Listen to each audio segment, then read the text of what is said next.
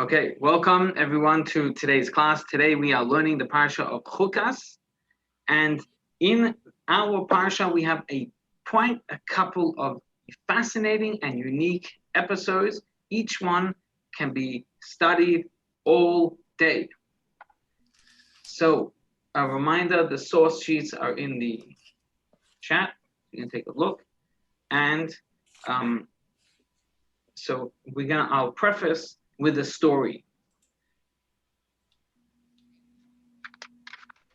You know, this past Sunday was the passing day of the Rebbe, the Rebbe's Yortzeit. And so I, together with many other people, went to New York to be at the Rebbe's resting place on his Yortzeit. Now, if you want to know how many people were there, I waited close to 5 hours in line to walk in for 30 seconds. And many other people have the same story to tell. So the line snaked from one end of the cemetery to the other twice. That is how long we all waited in line to get there. Now, so the story is told that there was once a chassid, not of a Chabad Rebbe, but of another Rebbe, who had a serious issue in his family that he needed a blessing for, and so he started walking, and he walked all the way. This is in the olden days. He walked all the way to visit his Rebbe, and when he arrives, he gets in line. And the first day passes, and they tell him, "You're not going to make it. You're not going to have a chance to get in." So he says, "That's okay. I can handle it." The second day passes, and they say the same. "You're not going to get a chance to get in."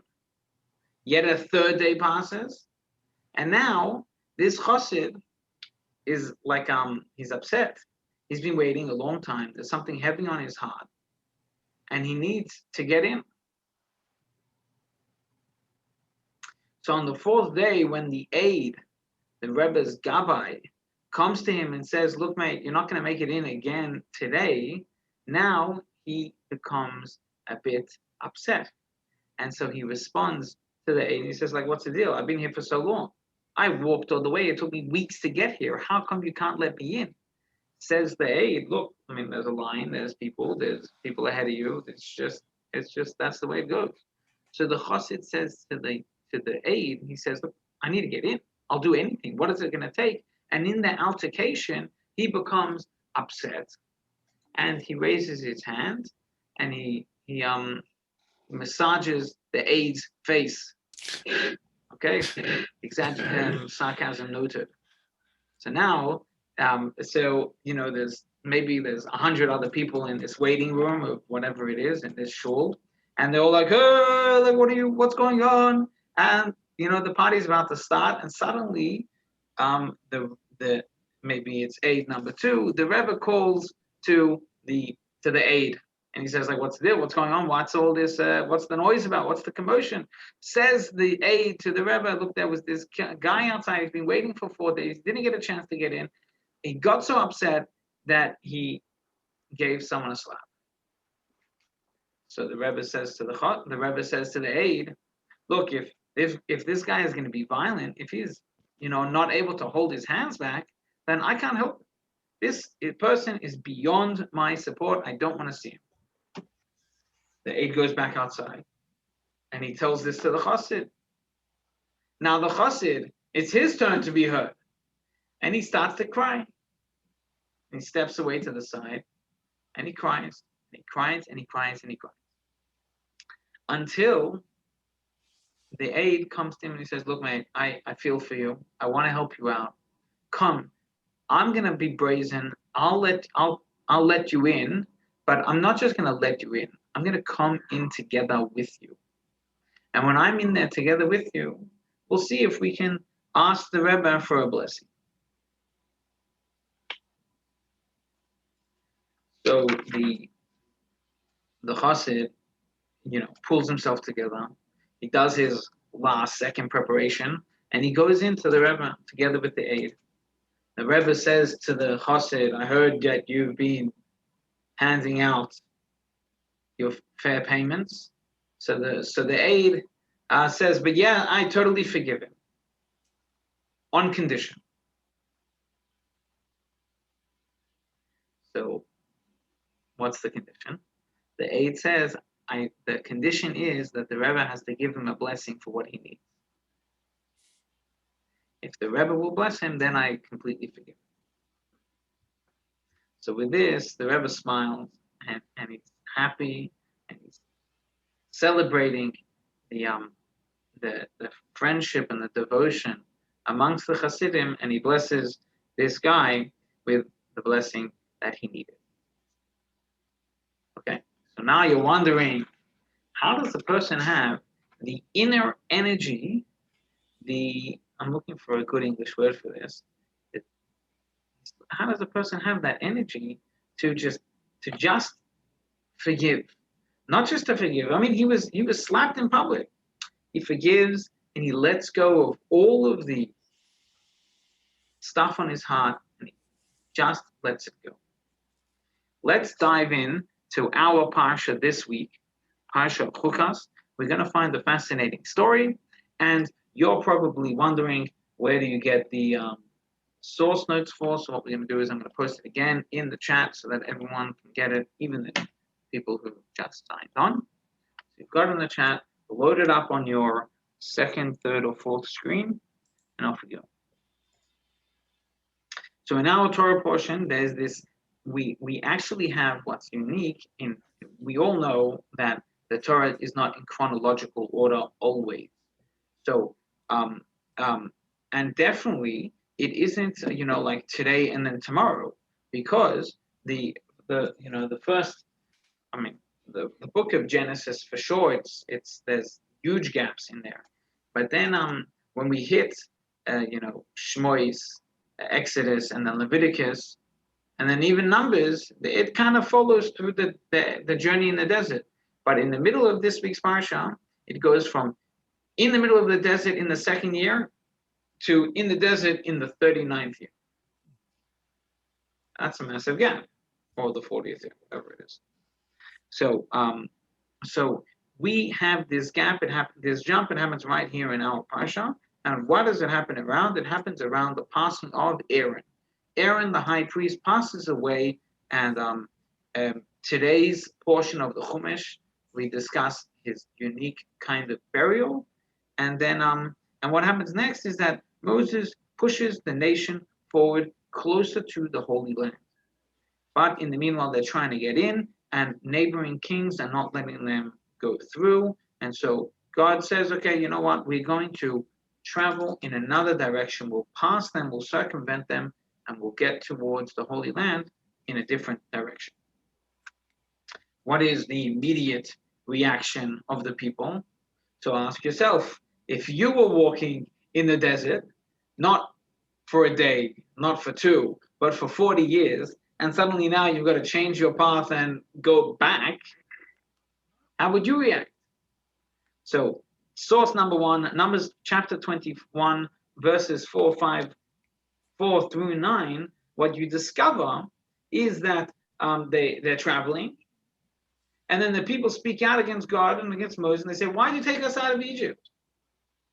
Why did you take us to die in the desert? There's no bread, there's no water. We don't want to eat any more of this what's the word here? Insubstantial food. So what happens? The Jewish people are complaining. Hashem maybe doesn't have the patience for their complaints this time, and he sends a kind of punishment. What is the punishment? Poisonous snakes come out against the people, and they bite the Jews, and then some of the Jews start to die. So the people come to Moses, and they say, we recognize that we sinned. We sinned by speaking against God and against you. Pray to God and have him taken away the snakes from us. Moses prayed for the people. So what's God's response? Moses, he says, make yourself a snake, place it on a pole. Anyone who is bitten shall look at it and live. So what happens? Moses takes copper, forms a snake, he wraps it around the pole, and then anyone who gets a bite can come take a look at the snake, and be healed. By the way, tangent, digression, are you familiar with a emblem that has a snake wrapped around the pole?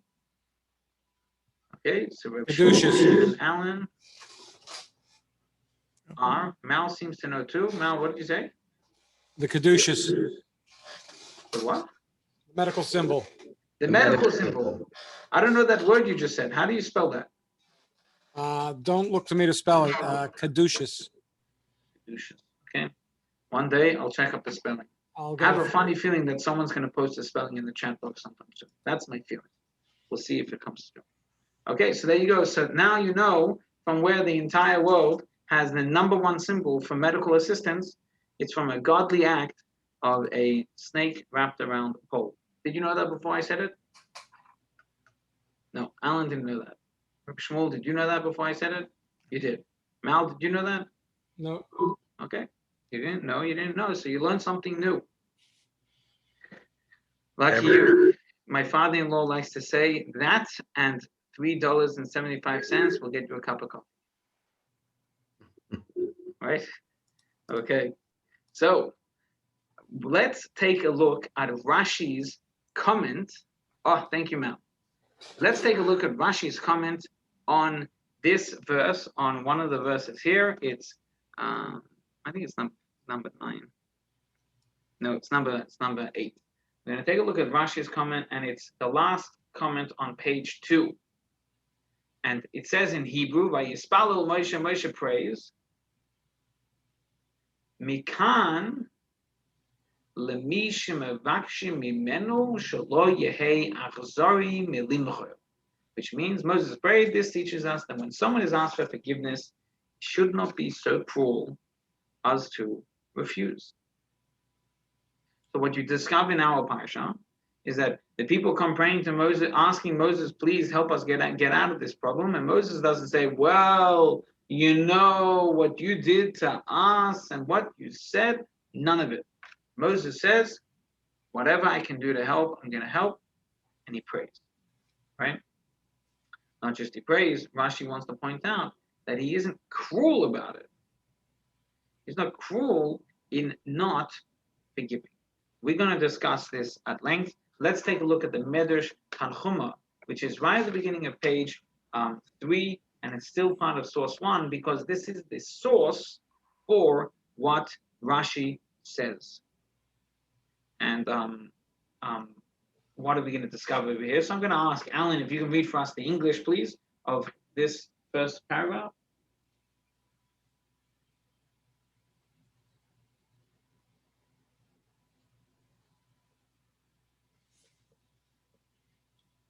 The president of the Jewish community of Blue Ridge is going to have to go off mute. Yeah. Can you hear me now? Yes, we can. And this is source 2 you're talking about? The one right before source 2. Oh, right before so. It begins with this teaches. This teaches us about Moses' humility. He did not delay praying for them. It also teaches the power of repentance. As soon as they said, we sinned, he forgave them, teaching us that one should not be cruel and withhold forgiveness. Similarly, the verse states, Abraham prayed to God, and God healed Avimela and his wife. Okay, thank you. So so you just dropped a bomb on us. There's another moment in Jewish history where there is trouble, there is upset, there is complaint, there is wrong, and someone asks for forgiveness, and they are forgiven. Now, what you may not know yet is that generally speaking, Rashi will comment on the first occasion of an episode, of a lesson, of something to learn, which means to say that if there is another story in our parsha, like we just read, similarly the verse tells us about Abraham praying to God, and God healed Abimelech and his wife. So why does Rashi say his comment here on our verses in our parsha instead of back there in Genesis chapter 20? Good question. It's a blow you away question. Because Rashi is the kind that says everything at the first possible moment. Keeping in mind what's Rashi's purpose, what does Rashi want with his explanation? What does he want us to use it for? He wants us to have the basic explanation ready for the first time Torah learner. Typically, we call it a 5-year-old. A 5-year-old, not necessarily always in age, but sometimes also in knowledge. A person opening the Chumash for the first time ever will look at Rashi and find the basic information that he needs. Okay, so let's take a look at the Chumash in Genesis chapter 20, verses 2 through 18, skipping a bunch. And we're going to ask Reb Shmuel, please read for us this whole section. Avraham said that his wife Sarah was his sister, and Avimelech, king of Gerar, sent messengers and took Sarah. God came to Avimelech in a dream that night and said, "You will die because of the woman you took. She is already married. Now return the man's wife. He is a prophet. He will pray for you and you will live. But if you do not return her, know that you will die, you and all that is yours."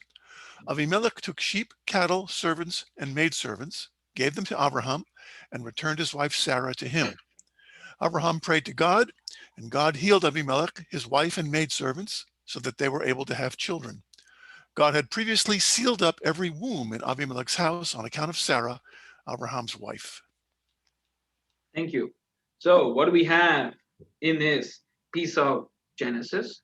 We have this unique episode. It's a complex episode. It's one that we could talk about for a long time too. What happens? For the second time, Avraham is traveling, Abraham, our forefather, is traveling in a foreign land where people do crazy things. And he is worried for the safety of his family and definitely for himself. And so when the immigration asks him, who is the lady that you're going with, instead of saying it's his wife, he says it's his sister. Why does he say it's his sister? Because he wants to protect his own life. If he says it's his wife, they will kill him and take his wife to be a woman for the whoever. If he says it's his sister, at least they won't kill him. They're definitely going to take his wife, but at least they won't kill him. What happens? They take his wife and they bring his wife to the king Avimelech, and Avimelech wants to engage with her. Now, Avimelech was like a pseudo-righteous person. He wasn't a wicked man like the last guy who abducted Abraham's wife. He was a good guy, and as you can see, he has a revelation from God, something that the previous episode doesn't have. And so God says to Avimelech, "What are you doing with this lady?" Avimelech says, "Well, he said she's his sister." And so God says, "You should have known better. That's not exactly the most sneakiest thing to do anyway, stealing people's wives or sisters. Like, what's up?" So effectively, then what happens? Avimelech responds to God and he says, "How is Abraham going to know that she wasn't defiled?" So God says, "Oh, he'll know because he's a prophet. He'll have it all worked out." That's the mention of prophet in the third verse. Avimelech sends her off with gifts. And then Abraham then goes ahead and prays on behalf of Avimelech and the royal family. And the entire royal family is healed from the illness that they were punished with. Out of interest, just it's a fascinating thing. What was the punishment for the family of Avimelech, for the royal family, and for everybody in the palace? So in the verse, it says that every womb was sealed.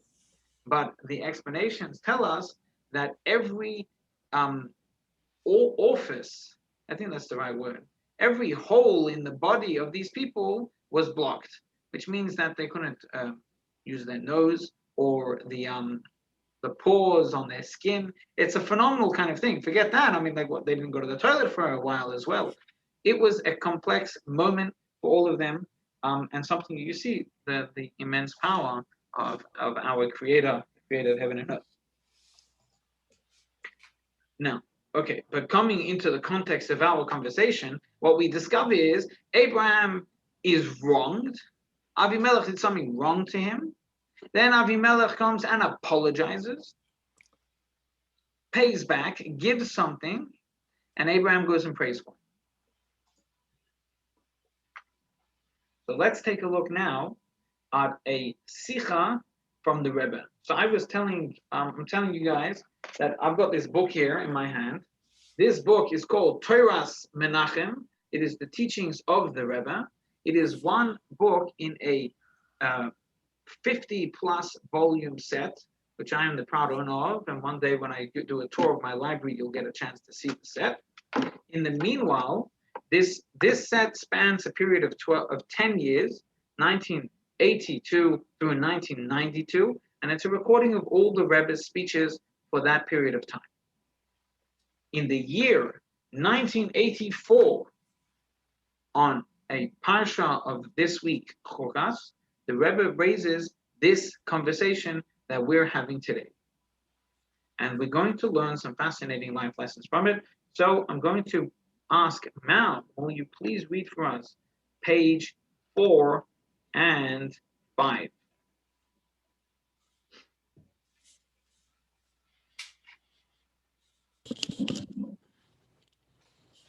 In this week's Torah portion, we read that Moses prayed for the people, and Rashi comments, this teaches us that when someone is asked for forgiveness, he should not be so cruel as to refuse.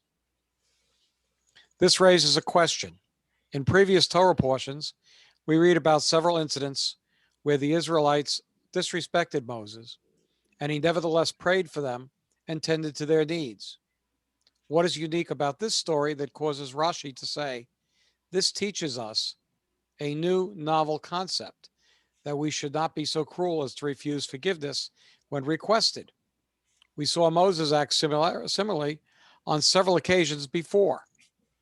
This question is bolstered upon reading the source of Rashi's commentary. In Midrash Tashuma, the Midrash adds, similarly, the verse states, Abraham prayed to God and God healed Abimelech and his wife. Abraham behaved the same way, choosing to forgive as soon as he was asked. Why does Rashi maintain that specifically this story of Moses teaches us this lesson? Furthermore, the story of Abraham is a better choice for two reasons. A, the kidnapping of Sarah by Abimelech, and a greater offense than the gossip spoken against Moses. And nevertheless, Abraham forgave him. B, when Abraham prayed for Abimelech, God healed him without any preconditions. But when Moses prayed for the people, there was a process. The bitten person needed to first look at the copper snake. Okay, thank you, Mal. So what have we got? We've got a story that's going to teach us forgiveness. There's one from Moses and there's one from Abraham. But the big question is, why is the ultimate lesson from Rashi, don't be cruel and go ahead and forgive?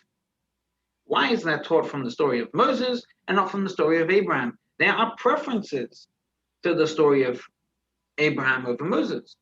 Number one, the story of Abraham is like fundamentally offensive. It's much stronger, it's much heavier, it's much harsher than the story of Moses.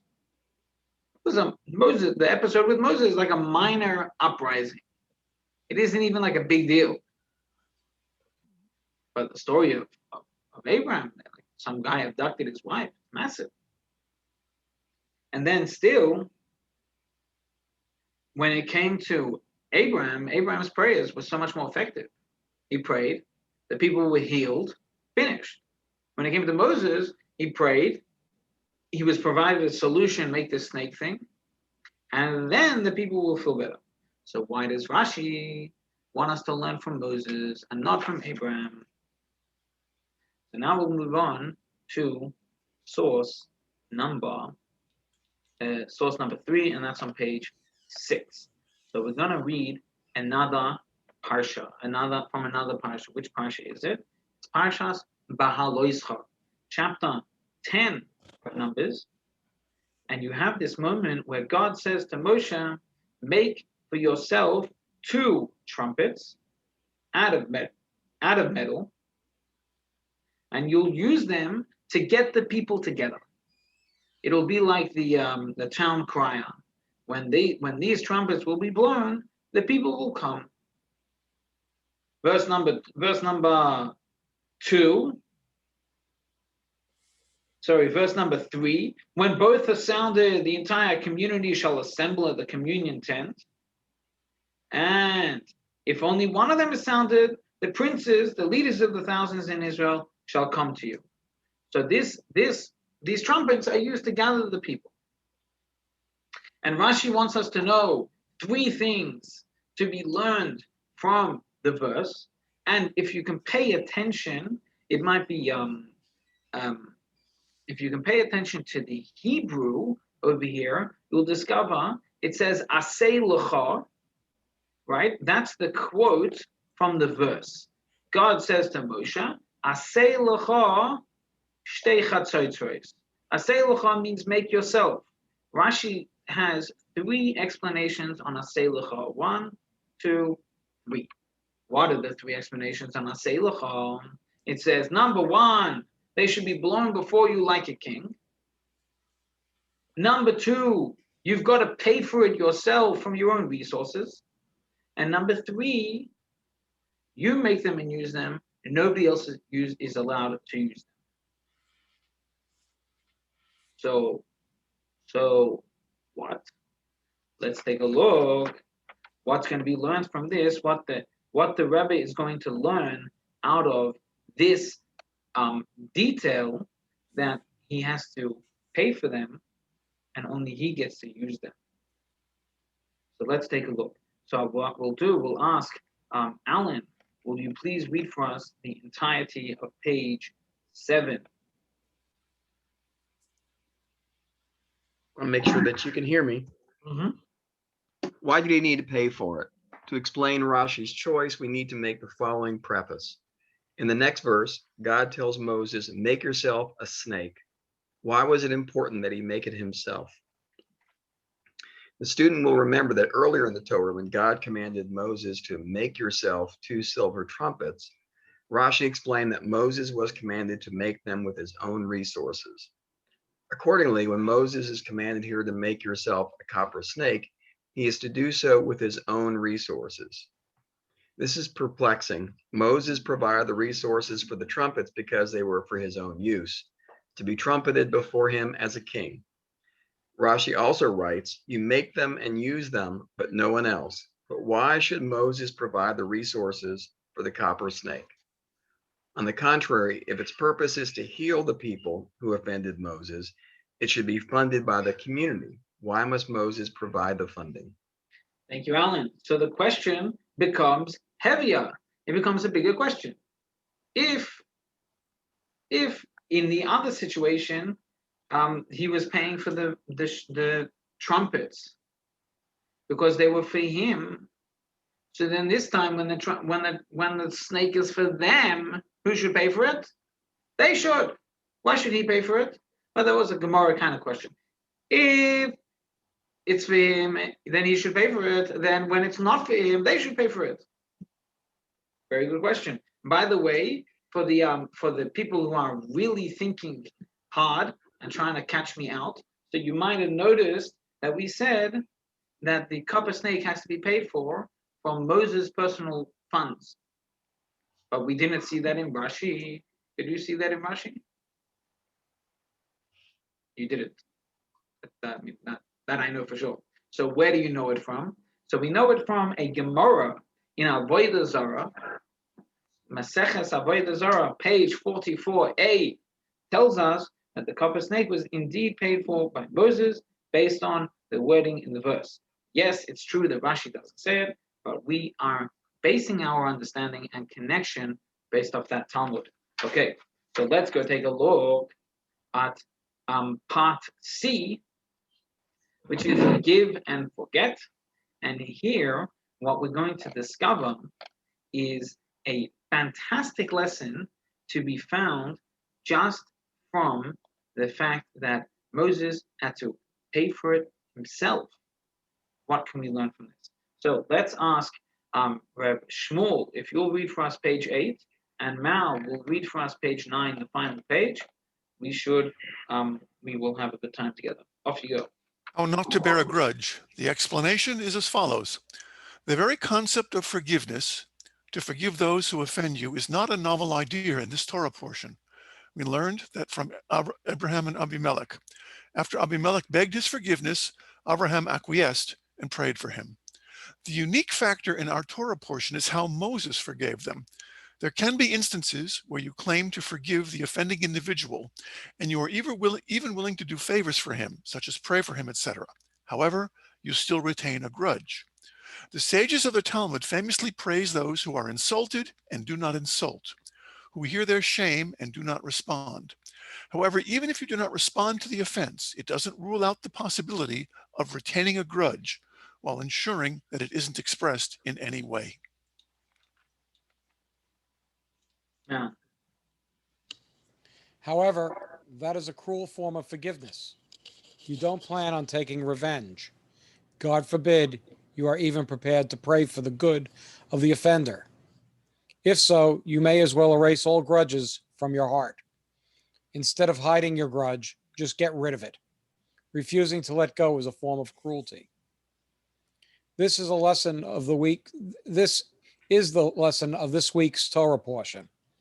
When you are asked for forgiveness, don't be so cruel as to refuse. God commanded Moses to fashion a copper snake with his own resources to teach us the importance of scrubbing our hearts clean of all grudges. God said that Moses should pay for the copper snake to heal those who offended him, to demonstrate that he bore no grudge against the people of Israel. Thank you, Mel, and thank you, Rabbi Shmuel. So what do we discover?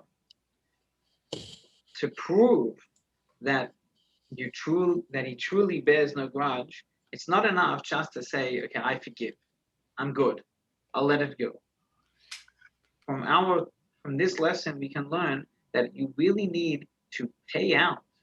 You need to clean out anything that's weighing on your heart, get rid of it, and then pay forward to the person who may have offended you, and let them know in that way that you're easy with them.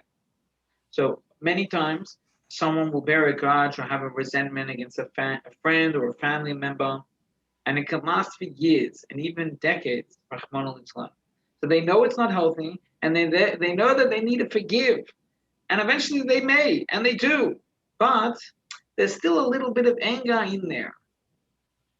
Even in your own homes, you can notice that the kid says, okay, I won't do it again, and you're upset about it. You say, okay, he's not going to do it again. I'm going to forgive him, and then boom, they do it again. It's upsetting. So the Torah is actually giving us a tool on how to forgive. What is the effective way to forgive? Let go of it and then give to that person. Give them. When you hear that the person who is suffering is having a hard time, and that the person who gave you a hard time is themselves having a hard time, you can go ahead and pay them back. Pay them back with goodness. Pay them back with kindness. Lift them up. Help them. And for example, refer new customers to them. Lift them up. And like that, you can divest yourself of the rest of your grudge. And for this, we have a story. So there was this fellow whose name was Sender. Sender was a lovely young fellow who lived in a distant town, and one day he passed away. Okay, guy passes away. So great rabbis come to visit for his shiva, and they go to his shiva. One of the great rabbis is the Alter Rebbe, the first Chabad Rebbe, and he says, I'd like to tell you that this Sender, the father of all of you and the person that all of you know, he actually had a really special soul, and he's going to have an extra special place in Gan Eden. Everybody is like, well, what's the deal? He was just an ordinary guy. We know him. What could have been so special about it? And so the Alter Rebbe said to Sender's father, he said, please tell us the story for which he earned his special place in the world to come. So the father tells the following story. Sender and his father had been running a tea business together. they would go to Leipzig. Leipzig was where the big market was, the international market. So they traveled from Russia to Leipzig, where they would meet suppliers of tea, and they would buy all the supplies, and then they'd head home.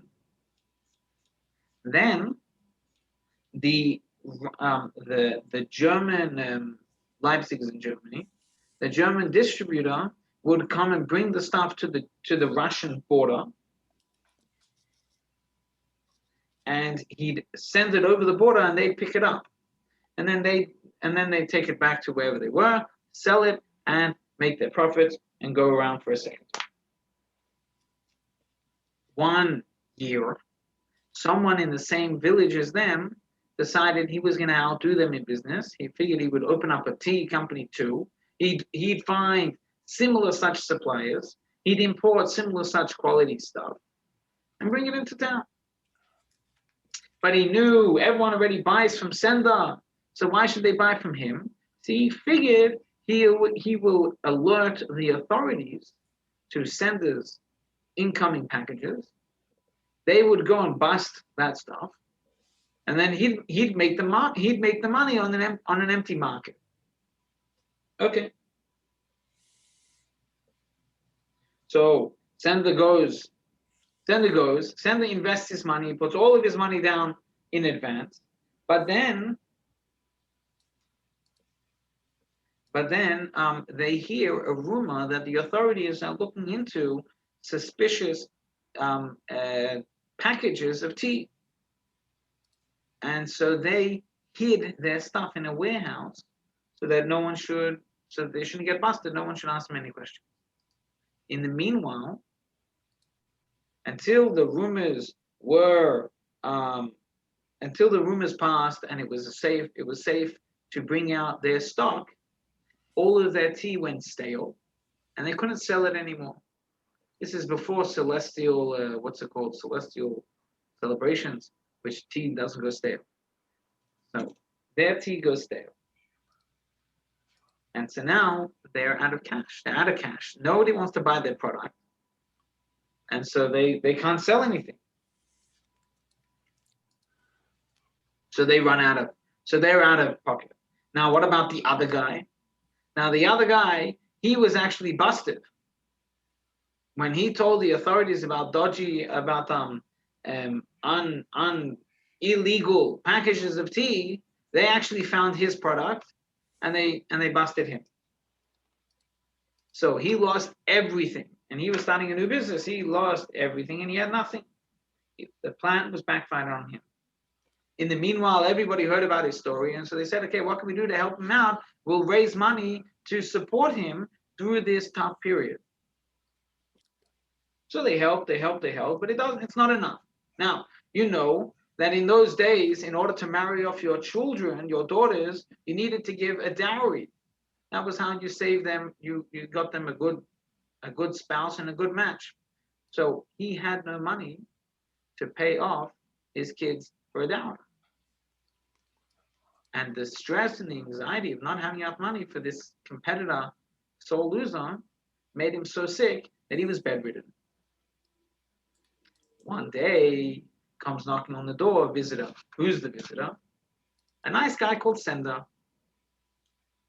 Sender wants to come and see you. So the man is sick in bed, and he hears that Sender's there, and he knows that he was the one who screwed Sender. He says, I can't see him. I'm afraid. I'm worried. Maybe he's coming to give me a hard time. Sender comes in, and they make small talk, and they chat, and it's friendly, and it's lovely, and then Sender stands up and leaves. A couple minutes later, they discover on the bed where this man is lying, they discover a packet of cash. Sender had left enough money behind to put this guy on his feet and a dowry for his daughter. So now, remember, it's a story within a story. Now the Alter Rebbe, the great Rebbe who's sitting at the Shiva, says, and now you know why Sender has such a special place. He has such a special soul. because someone tried to mess around with him. And instead of him being upset about it, he went and paid out extra to help his competitor be uplifted. Interesting to note that this sender is the great grandfather of the wife of the Alter Rebbe's great grandson. Interesting detail that's added to the story to give you a lot more context into how special of a person he was, that they even took him into the family. And this story is recorded by a grandson of this great granddaughter. Okay, so my friends, after a long conversation of apologizing and a long conversation of not harboring any ill feelings, and a long conversation of doing all we can to get rid of painful feelings to others, let us, each of us, take a moment where we can find someone in our lives whom we have hard feelings to. And if you don't have someone in your life where you don't have hard feelings, you've got to review your life story or get into a fight, one of the two. And find that guy, find that person, find that family member, find that relative, find that distant neighboring politician, and go ahead and ease that feeling deep somewhere in your heart. And I believe that when we'll all do this together, we will all have a much better life experience. And with that, I wish us all a good Shabbos and a lovely, peaceful, forgiving experience.